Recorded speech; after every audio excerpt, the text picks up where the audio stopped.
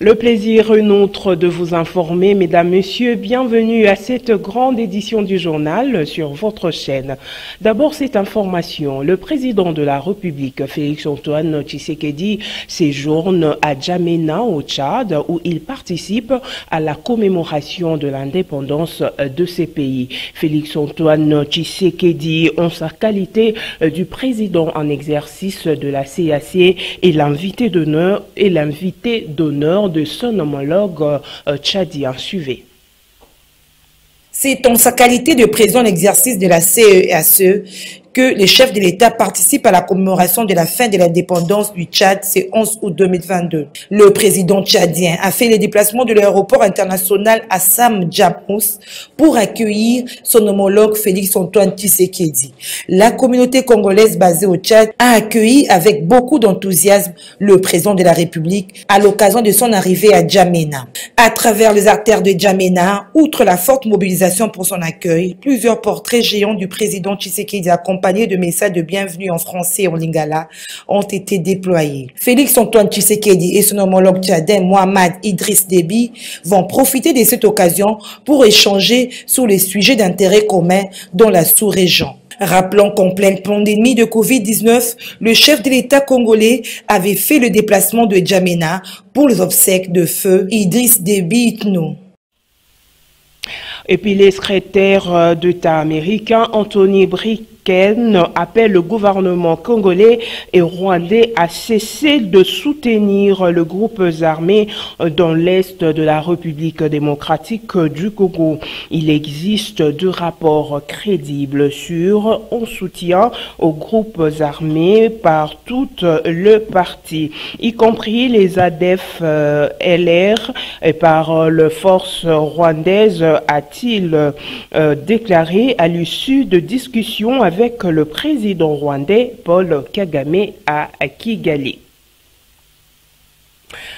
La visite du secrétaire d'État américain en République démocratique du Congo, Anthony Blinken, est une preuve de la faiblesse, de la faible diplomatie de Félix-Antoine Tshisekedi, rapporte Prince Epenge, président national du parti ADD Congo. Ces derniers qui invitent le gouvernement à la réforme au sein de l'armée congolaise en vue de mettre fin aux exactions de groupes armés qui occupent l'est du pays, voient aucunement l'apport des États-Unis d'Amérique dans la décrispation de la crise sécuritaire en République démocratique du Congo. Maxime Makabou. La diplomatie agissante de Félix Tshisekedi a démontré ses limites, estime Prince Epenge, président national du parti ADD Congo, après la visite à Kinshasa du secrétaire d'État américain Anthony Blinken. Il n'y a rien à espérer des Américains, dit-il, tout en appelant à la réforme de l'armée en vue de faire face aux groupes armés et à la sauvegarde de l'intégrité territoriale. M. Blinken a fait 48 heures en Afrique du Sud, est parti faire 48 heures au Rwanda, mais en RDC, il n'a fait que 4 heures. Et tout, il est venu quand même répondre à l'invitation de M. Félix Tshilombo. Avant de rentrer ou de s'envoler pour le Rwanda, M. Blinken a demandé à M. Félix Tshilombo de négocier avec le M23 et de négocier avec le Rwanda, ce qui est totalement inacceptable. Donc, au vu de la visite de M. Blinken en RDC, nous pouvons dire avec force et conviction que la RDC est un pays seul et que la RDC ne peut compter que sur son armée pour libérer Bunagana. Quand les Américains viennent vous dire que vous devez négocier avec le M23, quand les Américains viennent vous dire que vous devez négocier avec Kagame, alors que Kagame occupe notre pays, ça pose problème. La question est de savoir à quoi tous les voyages de Félix Tshilombo ont servi. C'est-à-dire qu'aujourd'hui, les propos de Blinken consacrent la faiblesse même de la diplomatie congolaise. Parce qu'une diplomatie forte doit arriver à changer d'avis de certains partenaires. Normalement, on s'entendait à ce que Blinken, ici à Kinshasa, qu'il condamne de manière la plus claire le Rwanda, qui condamne l'agression du Congo par le Rwanda. Parce que son pays, les États-Unis, ont condamné l'agression de l'Ukraine et pas la Russie. On s'entendait à ce que la diplomatie de Chilombo les pousse à condamner également l'agression du Congo par le Rwanda. C'est tout le contraire qui s'est produit. Au contraire, il dit que non, il faut apaiser, il faut qu'il y ait apaisement entre deux pays. Qui doit apaiser qui? Et qui doit être apaisé? Nous sommes agressés. C'est le Rwanda qui est agressé. C'est le Rwanda qui doit s'apaiser ou bien c'est le Congo qui doit s'apaiser? L'énervement du Congo, la colère des enfants du Congo est justifiée parce que leur territoire est occupé depuis 3 mois par le Rwanda. On parle autre chose à présent. Le propos à l'égard du pouvoir en place tenu par l'ancien président de l'UDPS, Jean-Marc Kabound, qui a conduit à sa détention préventive à Makala, suscite 2 réactions. Omer Kamba, cofondateur de l'UDPS et ancien secrétaire national en charge de relations extérieures du parti au pouvoir, estime que cela permet à l'UDPS de réviser sa démarche afin de mieux se renquéquer. Suivez. Qualifiant de non-événement la position prise par l'ancien président AI de l'UDPS Jean-Marc Kabound, qui a été mis en détention provisoire à la prison centrale de Makala, Omer Kamba, cofondateur de l'UDPS et ancien secrétaire national en charge des relations extérieures du parti au pouvoir, estime tout de même que cela permet à l'UDPS de révisiter sa marche afin de mieux se requinquer. Ce que Jean-Marc Kabound a produit est tout simplement une sorte d'expression. Une expression de quelque chose qui n'allait pas très bien dans les structures, dans le fonctionnement actuel. Il a fallu que cela arrive pour attirer l'attention du parti et de toutes ses instances afin de pouvoir extirper un symptôme, une sorte de grain de sable qui s'est introduit dans la marche de ce parti depuis qu'on a accédé en fait à ce qu'on appelle le pouvoir des Delta. Alors, comment revenir sur les fondamentaux de l'UDPS? Omer Kamba répond. Et à ce moment-là, cela exige une visite. Une visite de la marche fondamentale de l'UDPS. Revisiter tous ces compartiments pour voir si le moteur est bien prêt pour affronter les échéances qui s'annoncent cruciales à l'horizon 2023. Donc c'est une bonne occasion. Et c'est pour cela que moi, je ne m'en fais pas, je n'ai pas perdu un seul instant pour penser que l'UDPS a maintenant une meilleure occasion pour revoir, pour plutôt déclencher ce que j'appelle en urgence un recours à la résilience. Ancien gouverneur du Kassai oriental Soumouze Kabila, Omer Kamba donne de la voix par rapport à l'agression de la République démocratique du Congo par le M23 soutenu par le Rwanda. La meilleure référence sur cette question, c'est l'interview accordée par le vice-premier ministre Christophe Lutundula à vos collègues de France 24, donc sur le plateau de France 24, c'est récemment, là, avant-hier, je crois, le vice-premier ministre a répondu à toutes les questions en rapport avec ce rapport d'experts onusiens qui met en nu, en fait, toute la situation de l'agression de notre pays à partir des pays voisins. Rendons-nous à présent à Nyoki, dans la province de Mai-Ndombe, où a eu lieu du 30 au 31 juillet le séminaire du programme de développement de 145 territoires. Un séminaire rendu possible grâce à l'appui financier de la Fondation Les Amis de Serge Bokouma. Nancy Ileka pour plus de détails. C'est ce jeudi 11 août 2022 qu'a eu lieu la restitution du séminaire d'implication et d'appropriation de la jeunesse du programme de développement de 145 territoires prôné par le chef de l'État, organisé du 30 au 31 juillet 2022 à Nyoki dans la province de Mai-Ndombe. Des assises qui ont été organisées grâce à l'appui financier de la Fondation Les Amis de Serge Bokuma qui poursuit comme objectif la promotion des droits civils et politiques des citoyens et le développement de la province de Mai-Ndombe. À travers la fondation qui porte son nom, Serge Bokuma entend par des actions à impact visible préparer la relève pour le leadership de Mai-Ndombe par le renforcement des capacités de la population à l'initiation à la citoyenneté ainsi que la conscientisation de ses frères et sœurs de Mai-Ndombe à connaître ses droits et obligations tout en vulgarisant les instruments juridiques nationaux et internationaux relatifs aux droits de l'homme et aux droits humanitaires. Lorne Pongo, président de l'Association des jeunes entrepreneurs catholiques du Congo, revient ici sur les attentes des organisateurs de ce séminaire. L'organisation des activités que nous avons organisées dans les Mai-Ndombe, c'est l'implication de la population de Mai-Ndombe, surtout de la jeunesse, et l'appropriation de cette population au programme local de 145 territoires. Floxine Bokuntibo a quant à elle salué la prise en compte de la dimension genre. Et il y avait aussi la participation de la femme, comme on déclare l'égalité, il y a l'égalité des sexes, il y a des femmes, il y a aussi les peuples autochtones, à l'intérieur des femmes autochtones. Ils s'étaient participés pour voir et pour attendre aussi sa bénéfice par rapport au projet des 145 territoires.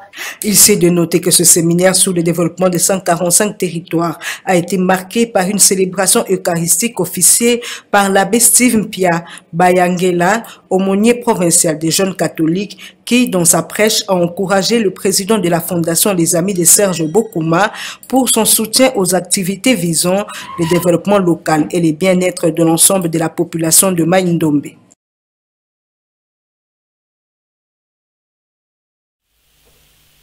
On parle société à présent. Le conducteur de taxi-moto à Kinshasa ne désarme pas face à l'expiration du délai du moratoire sur l'achat de plaques et de casques.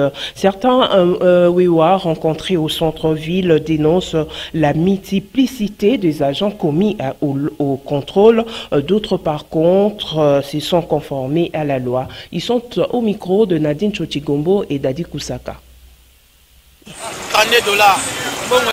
Se sont-ils réellement conformés à la loi au terme du moratoire leur casque? Non. Pour la plupart des motocyclistes communément appelés Wewa à Kinshasa, le délai du moratoire était très court et est tombé au soir des préparatifs de la rentrée scolaire. Par ailleurs, ils dénoncent la multiplicité des services commis au contrôle des documents.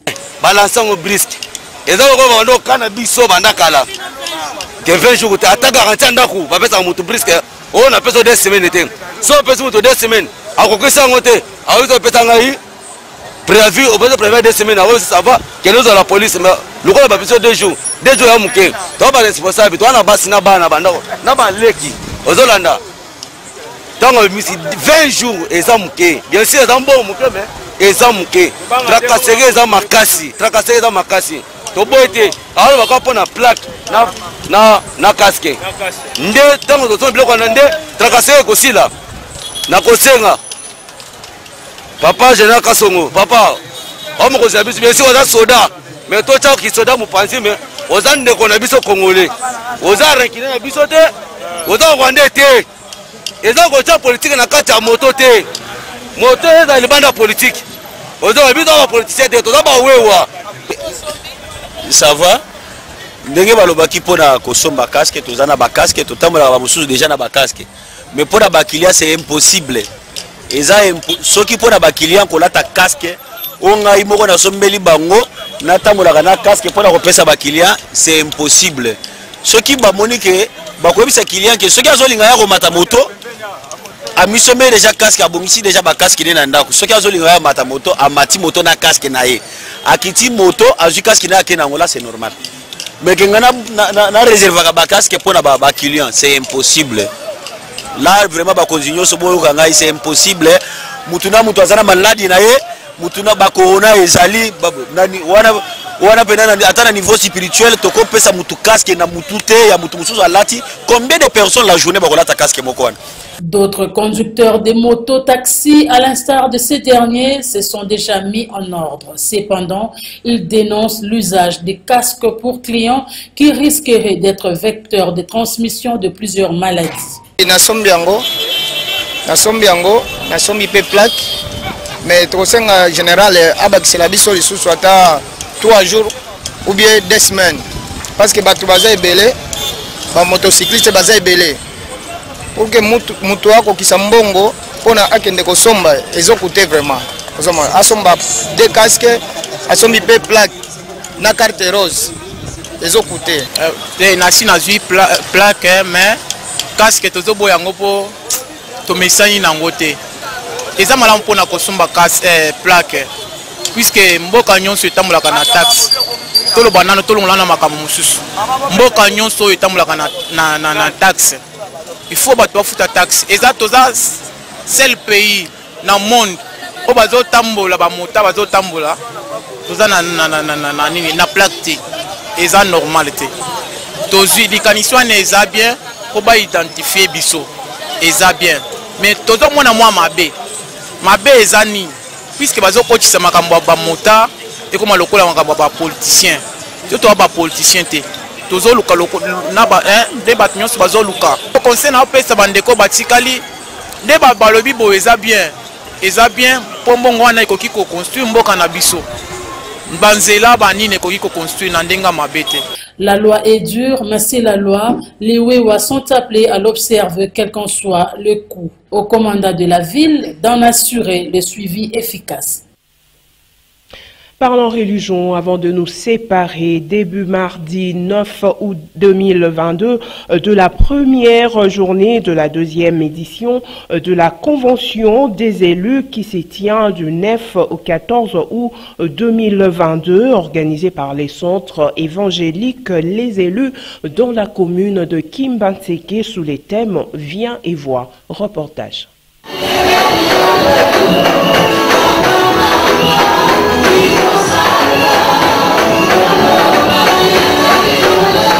Le centre évangélique Les élus, situé sous l'avenue Zeka, numéro 67, route Mokali, dans la commune de Kimbantseke, a accueilli une foule immense venue participer à la deuxième édition de la Convention des élus qui l'organise du 9 au 14 août 2022, sous le thème Viens et vois. La première journée, ce mardi 9 août 2022, a été marquée par de moments d'adoration, des louanges, aussi d'intenses prières.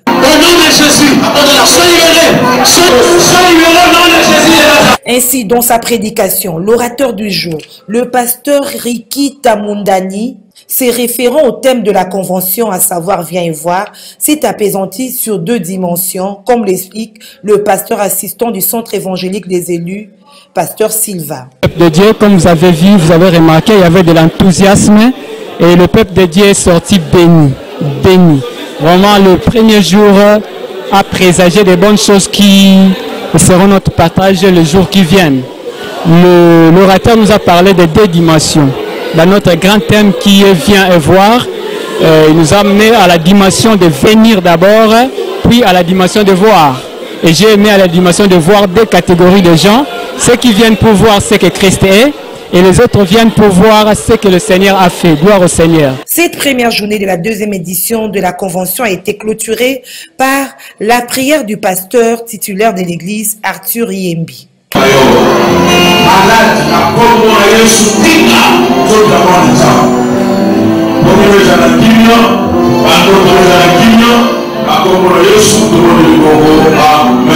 Un appel est donc lancé à tous afin de participer à cette convention qui se clôture le 14 août 2022 afin d'expérimenter la grandeur de Dieu.